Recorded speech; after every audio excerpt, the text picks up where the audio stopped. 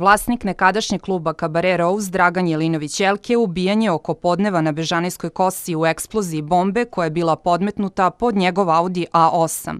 58-godišnji Jelinović nekoliko minuta posle podneva ušao je u crni Audi koji je bio parkiran u ulici Milana Vukajlije, a najverovatnije u trenutku kad je startovao motor odjeknula je snažna eksplozija koja je bukvalno raznela automobil. Eksplozija se dogodila u smeru ka Novobežanijskom groblju, a delovi automobila leteli su 50 metara. Na svu sreću niko nije povređen. Stanari okolnih zgrada su u šoku.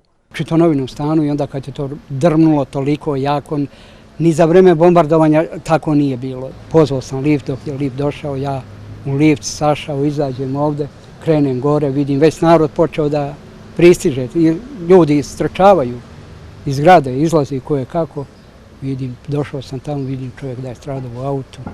U prvim trenucima posle detonacije Jelinović je, prema rečima okupljenih građana, davao znake života, ali je ekipa hitne pomoći koja se ubrzo pojavila na licu mesta mogla samo da konstatuje smrt. Prema pisanju medija, Jelinović se pre eksplozije svađao sa trojicom muškaraca koji su u jednom trenutku seli u crni automobil sa zatamljenim staklima i odjurili u nepoznatom smeru. Dragan Jelinović je od ranije bio poznat policiji, potvrđeno je danas iz MUP-a. U Nemačkoj je izdržavao kaznu zbog ubistva jednog Mađara.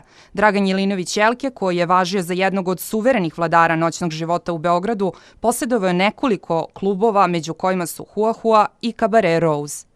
Andrijana Bakić, Moja televizija.